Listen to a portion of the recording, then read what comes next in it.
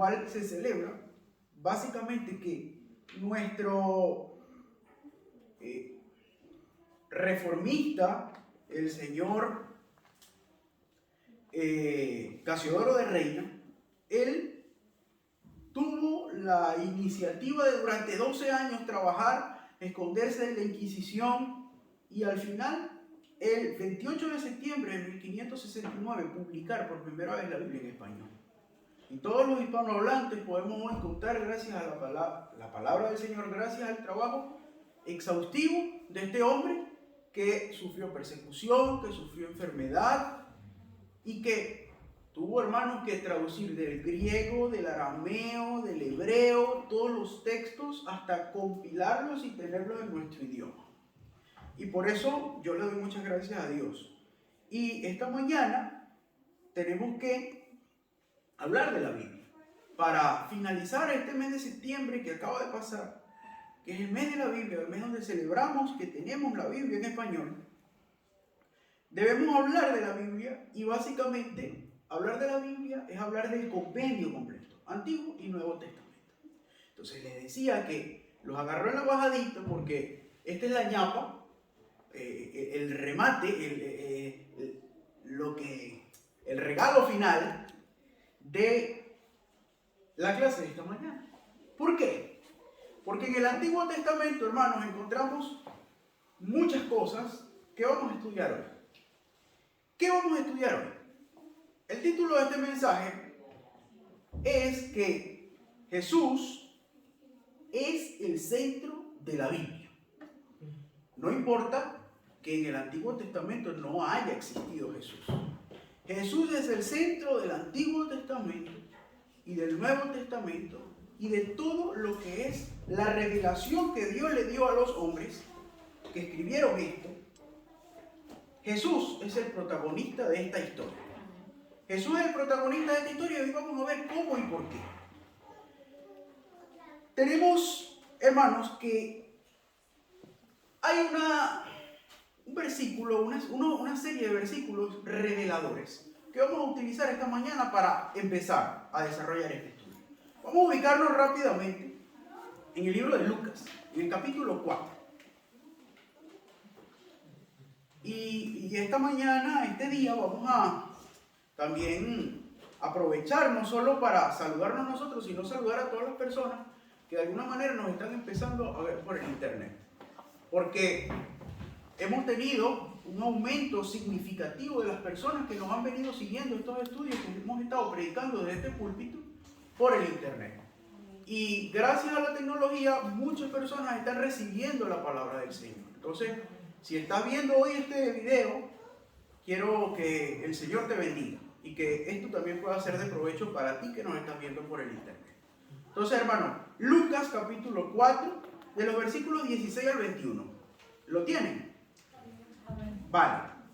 Yo lo leo y ustedes me siguen. Esto tiene concordancia y podemos encontrar esta porción de la Biblia en Mateo 13, del 53 al 58, y en Marcos capítulo 6, del 1 al 6.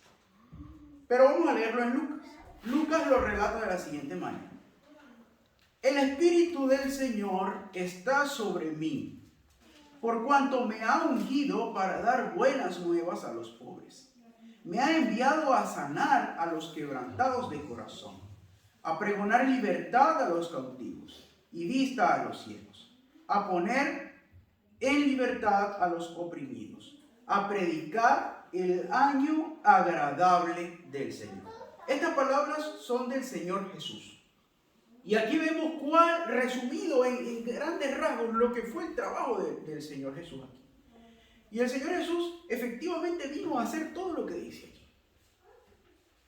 En particular, ese momento cúspide en el que el Señor Jesús estaba predicando y enseñando a sus apóstoles y mucha gente estaba empezando a recibir el Evangelio. Ese momento cúspide no inicia el momento de las bodas de Caná, donde el Señor Jesús hace este primer milagro. Tampoco inicia cuando le predica a los 5,000. No. El protagonismo, la historia del Señor Jesús inicia mucho antes. Inicia en el Génesis, hermano. ¿Cómo le parece? inicia tan atrás. Estamos hablando que el Señor Jesús, la historia de Jesús, inicia con Abraham. En el capítulo 22 de Génesis, si me permiten, se los leo, está la primera revelación que el Señor nos da acerca de Jesús. ¿Cómo así? ¿Cómo es esto? ¿Cómo va a ser Génesis y Jesús? Estamos hablando de muchos años de diferencia. Jesús, en el Génesis, lo encontramos la primera revelación que tenemos de Jesús, dice de la siguiente manera. Capítulo 22 de Génesis, dice: aconteció después de estas cosas que probó Dios a Abraham. Y le dijo: Abraham. Y él respondió: heme aquí. Y dijo: toma a tu hijo, tu único Isaac, a quien amas. Vamos a hacer un paréntesis aquí. Abraham, Dios le había revelado que iba a tener un hijo y lo tuvo a los 100 años, mi hermano. Y este era un hijo casi imposible. Y mire lo que va a pasar. Dios le dice: toma a tu único hijo, a tu único, al que tanto has esperado. ¿Sí? Y le dice: vete a tierra de Moria y ofrécelo allí en holocausto sobre uno de los montes que yo te diré.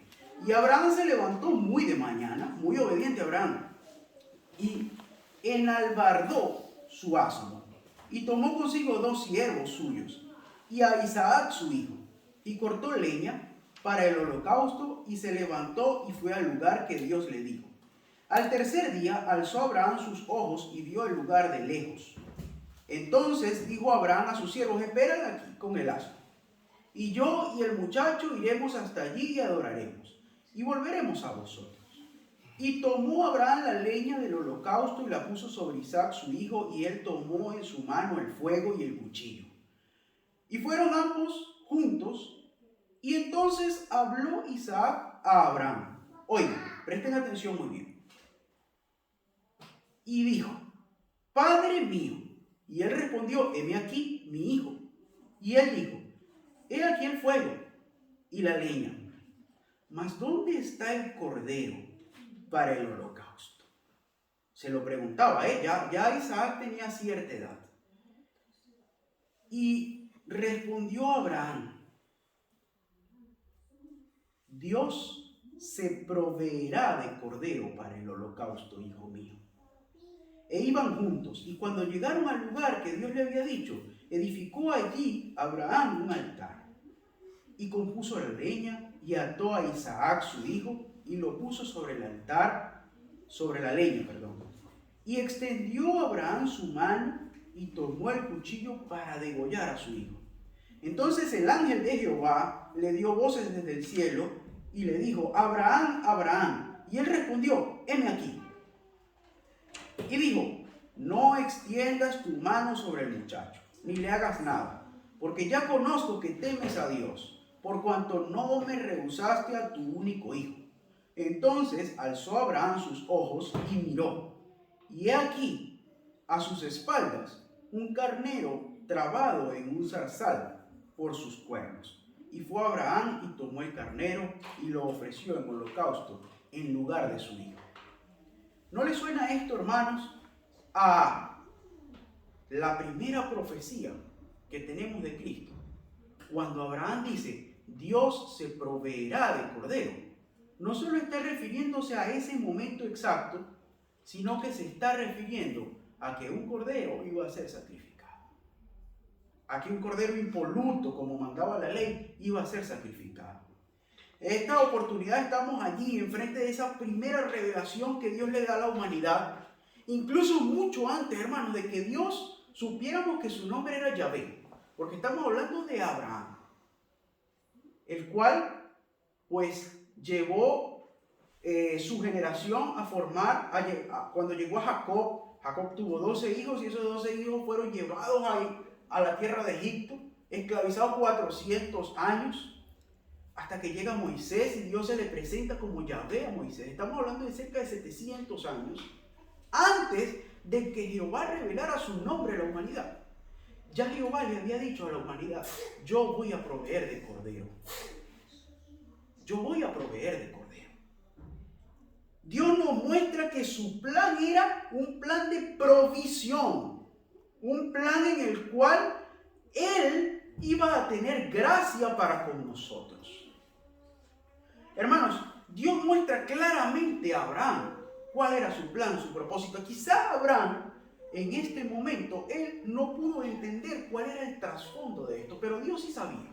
Dios sabía que hoy, el día de hoy, íbamos a estar nosotros aquí estudiando cómo iba Él revelando su plan día a día, generación tras generación, e iba formando, hermanos, no una línea, porque muchas veces la Biblia se estudia o la intentan estudiar de una manera lineal, ¿sí? Una línea de tiempo, de historias, que al final no es una línea, mi hermano.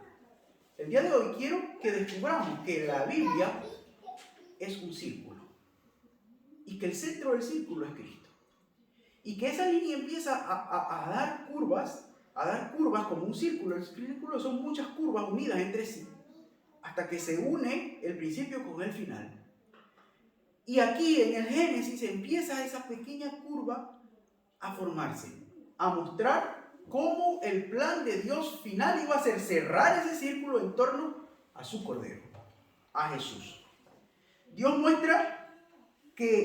le dice a Abraham que Él va a proveer de Cordero.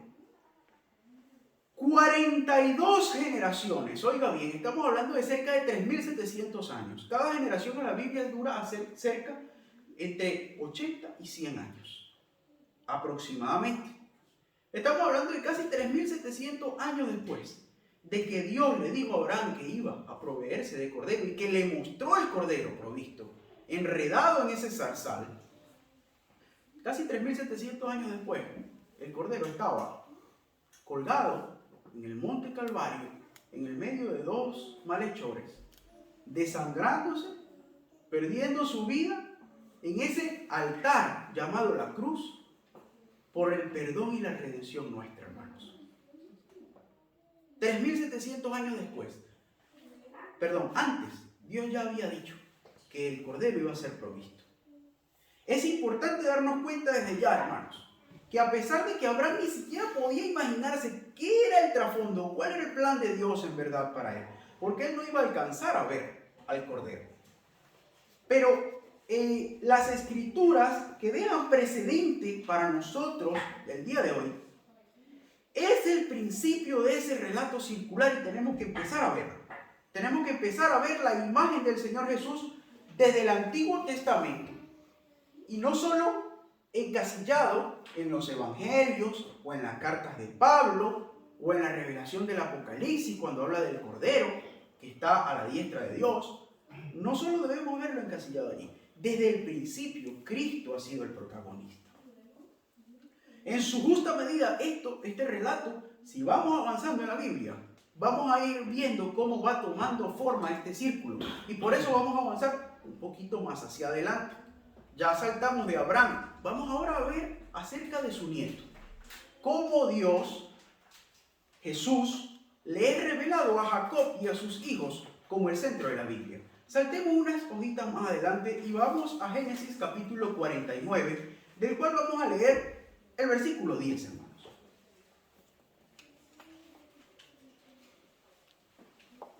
El versículo 10 del capítulo 49 de Génesis. Me permito también leérselo, ustedes síganme en la lectura. Dice: el cetro no se apartará de Judá, ni la vara de mando de sus descendientes, hasta que venga aquel a quien le pertenece, aquel a quien todas las naciones le honrarán. Hermanos, en esta oportunidad vemos aquí, Jacob ha reunido a sus hijos y a cada uno de ellos le ha dado una profecía diferente.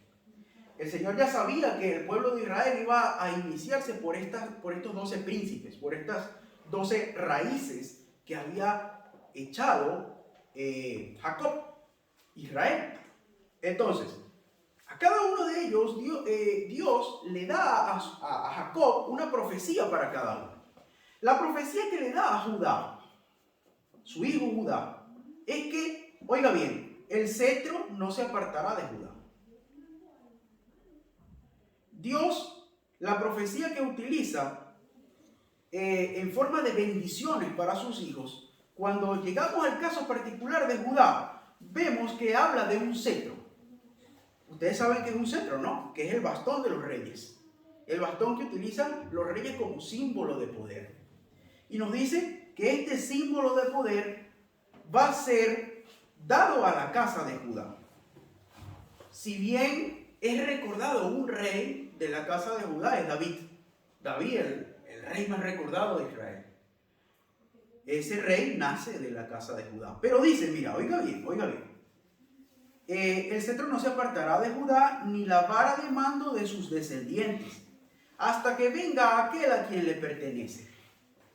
El que vino a quien le pertenecía era Cristo, que también nace de la casa de Judá. Entonces vemos cómo Dios tuerce otra vez esa curva y nos va dándole forma al protagonista de la Biblia, que es Cristo. Le habla Jacob a sus hijos revelándole que el Mesías iba a venir en la casa de Judá. Y vemos aquí, hermanos, que Jesús, el auténtico dueño de este cetro, hoy día se cumple el final de la profecía que le da Jacob a su hijo. Le dice, todas las naciones le honrarán. ¿Qué iba a pensar un hombre de una familia, claro, grande, 12 hermanos, no tenía, 12 hermanos, tenía Judá, 11, él era el 12. ¿Qué iba a pensar un hombre en una tierra en Oriente Medio, donde no había globalización, donde no se había descubierto el mundo como lo conocemos, que todas las naciones hablarían de un descendiente de él?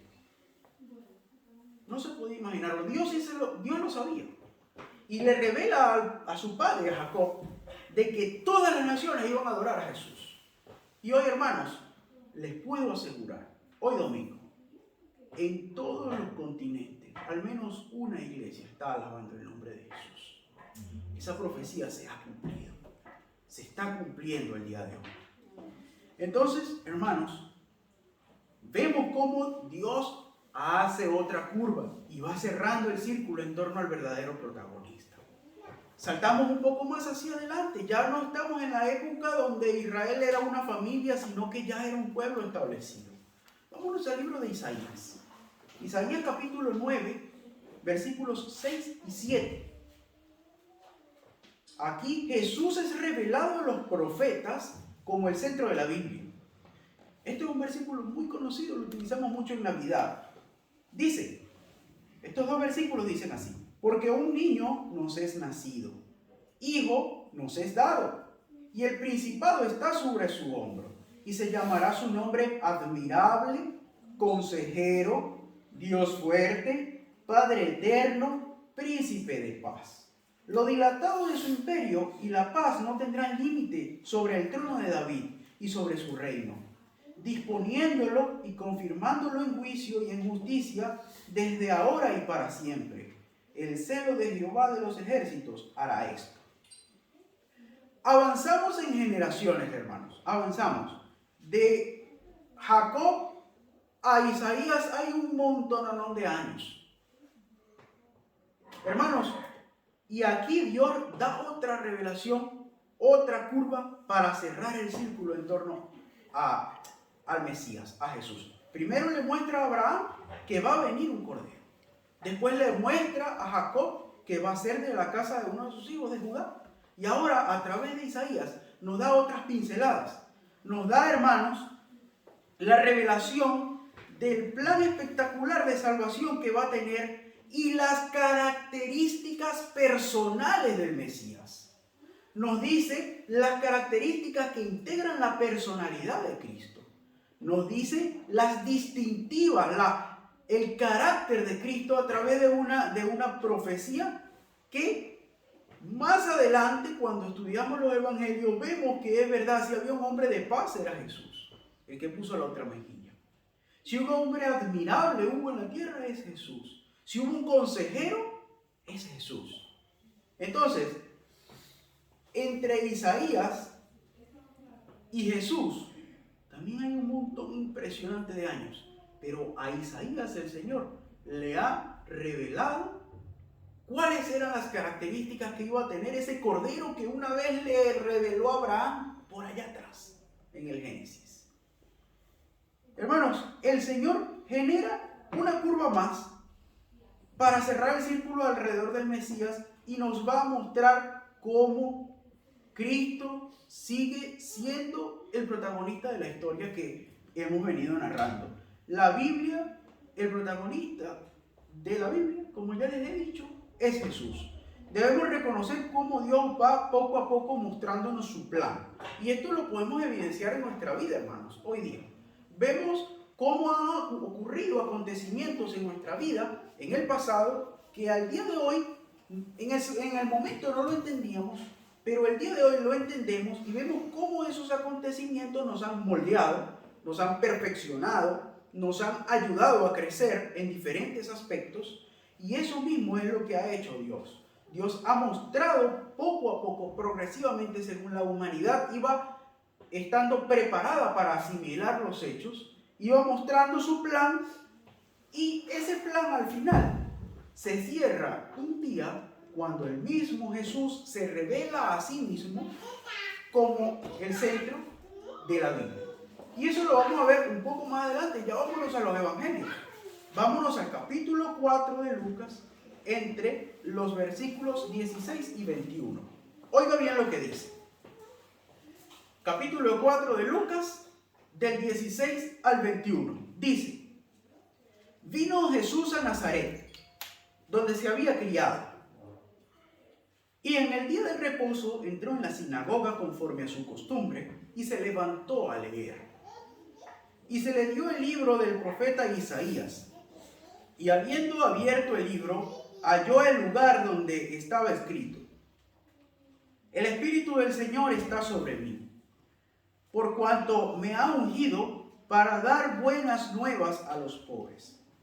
Me ha enviado a sanar a los quebrantados de corazón y a pregonar libertad a los cautivos y vista a los ciegos, a poner en libertad a los oprimidos, a predicar el año agradable del Señor. Y enrollando el libro, lo dio al ministro y se sentó. Y los ojos de todos en la sinagoga estaban fijos en él.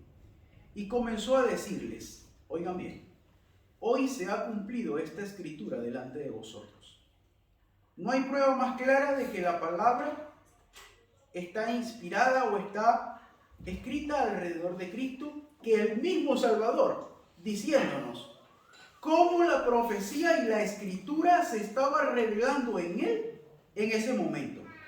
Él es la personificación, hermanos, de lo que está aquí escrito. Lo que está aquí escrito es el reflejo mismo de Cristo.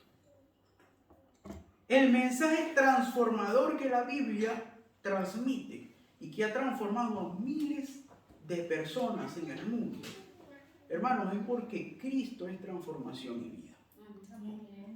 Jesús utiliza la misma escritura dada cientos de años atrás al profeta Isaías para decirle a la humanidad: yo soy lo que está escrito. Yo soy el que se le reveló a Abraham como el cordero que iba a ser sacrificado. Nos dice: hoy se ha cumplido, y eso lo dice Cristo directamente, entre comillas podemos resaltarlo. Hoy se ha cumplido esta escritura delante de vosotros. No queda lugar a duda, hermanos. No queda ningún tipo de lugar a duda que la escritura se centra, se inspira y resalta la imagen de Jesús de Nazaret, el cual es el Cordero de Dios. Para concluir, hermanos, el resto de la escritura, de los evangelios en adelante, vamos a ver cómo la imagen de Cristo va a ir transformando vidas, va a ir tomando forma en lo que hoy conocemos como el cristianismo. Y vamos a ver, hermanos, cómo muchos hombres fueron usados por el Señor para transmitirnos hoy las enseñanzas directas del Señor Jesús. Y al final, si lo observamos desde el punto de vista que hemos planteado hoy, se cierra el círculo en torno a Jesús. la Biblia nunca volvamos a verla como un relato lineal de Cristo, sino como un relato lineal de la relación de Dios, sino que veamos la Biblia como un círculo que se cierra alrededor de Cristo y que Él es el protagonista de la Biblia y que el Cordero que iba a ser sacrificado fue revelado desde mucho antes incluso de que Dios dijera su nombre, porque Dios ya sabía cuál iba a ser, cuál era su plan. Ya Él lo conocía desde mucho antes de la creación.